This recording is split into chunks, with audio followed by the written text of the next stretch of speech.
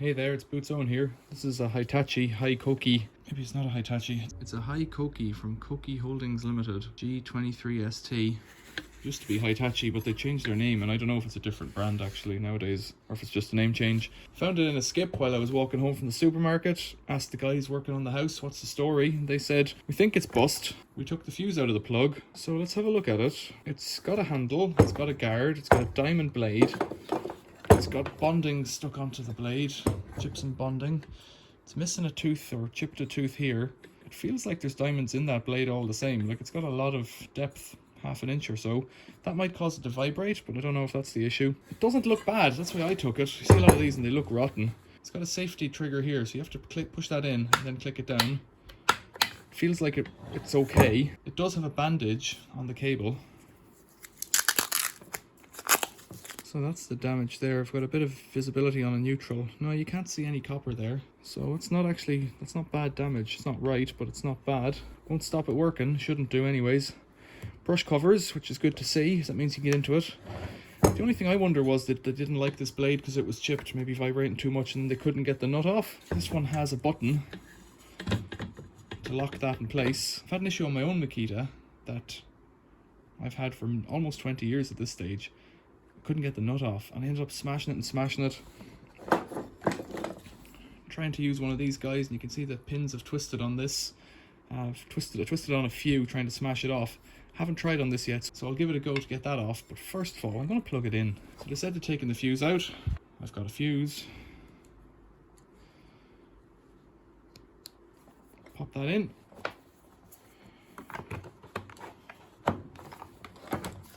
Prepare yourself. Nothing. That's excellent. That's a good start, because that means it might be simple, relatively speaking. It's not a smoky failure or anything like that, unless it's already completely burnt out. So let's get into it and see what's going on. Trickier than it looks.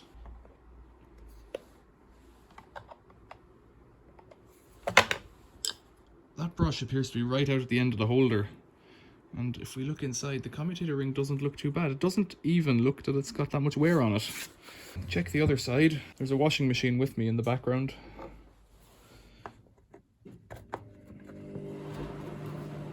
I noticed taking it off, there's a little groove in the plastic there, so you just slide it up.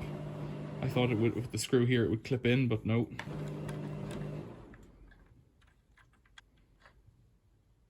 Looks okay.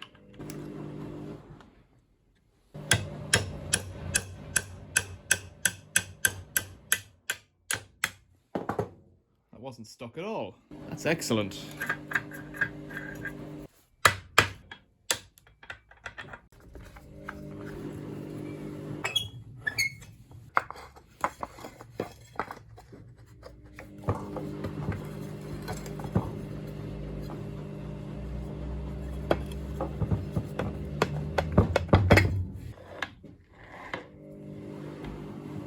Feels okay. Need to get in here to check if power's getting to the switch and through the switch.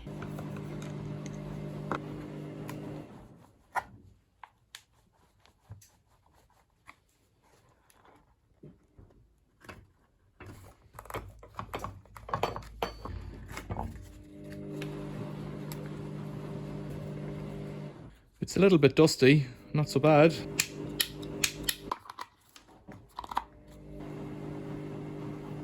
Could be very easy. We don't seem to be getting power to the switch. Let's test the continuity through the cable first.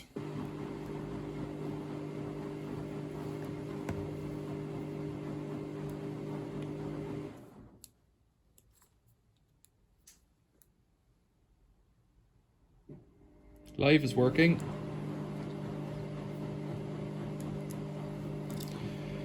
Fault on the neutral.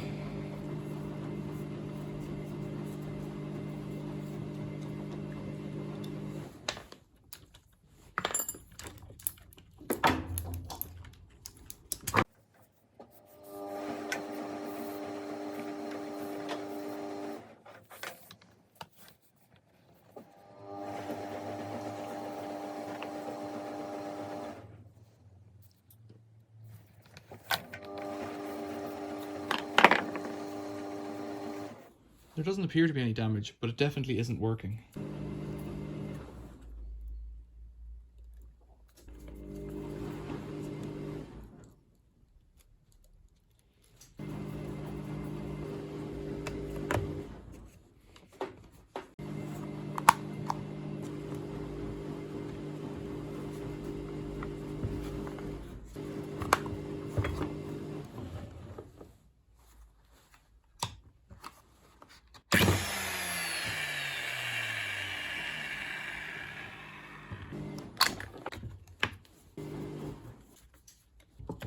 So that's a success. I've got a machine that just needs a power cord.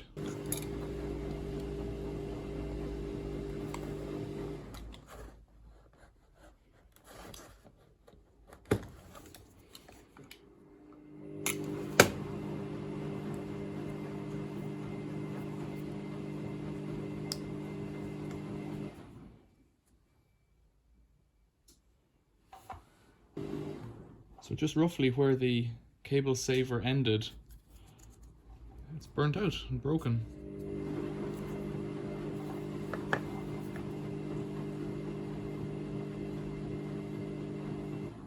I happen to have a spare, so I'll stick this in.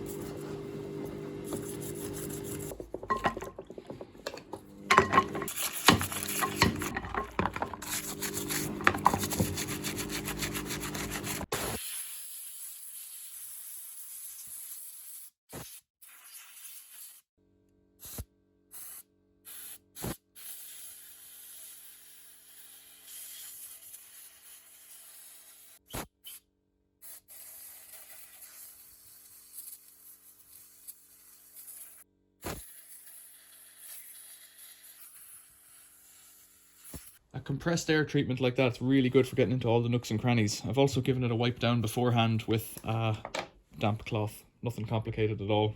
Let's try and get it back together. In the meantime, I've put a plug on it as well. There's a twist developed in that cable. Sort that out. Click this in. This cable's in the right place. I'm hoping that it's a bit cleaner. It might snap together a bit better.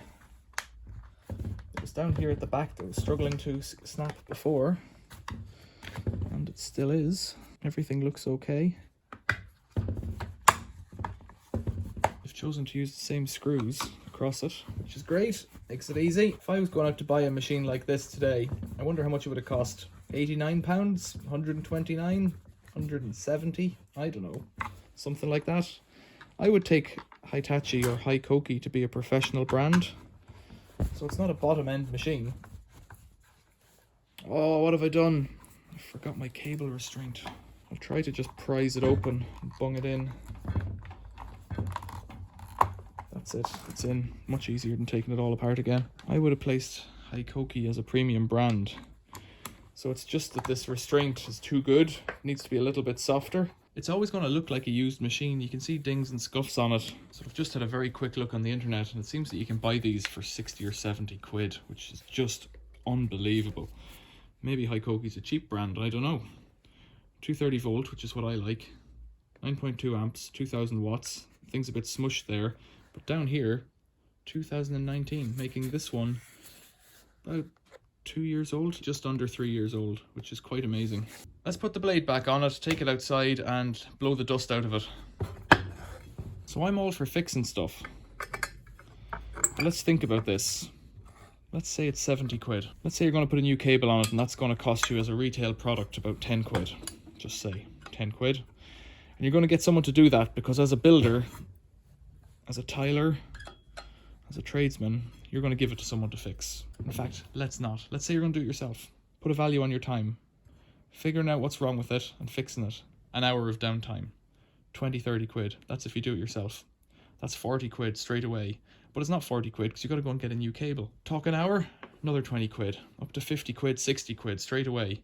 Are you going to fix it, a 2-year-old machine that you might use every day, or are you going to go out and buy a new one? I was going to do the equation, bringing it to someone to get it fixed.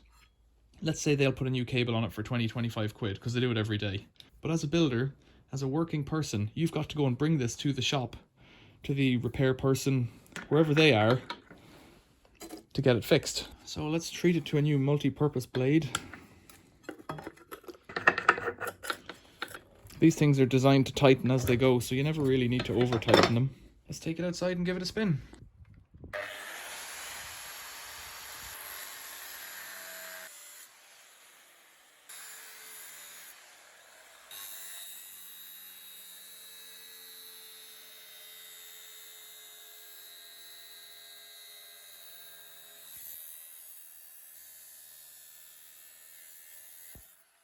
So there you go, a working grinder for basically, in my case, the cost of the blade. Although the old blade over there might still be fine. What do you think of that? It's a remarkable world. If you like this video, tell me about it in the comments below, or if you've had any observations about what I've done or could have done better, or how you would have done it differently, tell me about it in the comments. Subscribe to the channel or subscribe to one of the playlists if you like these kinds of videos. Thanks for watching. See you later.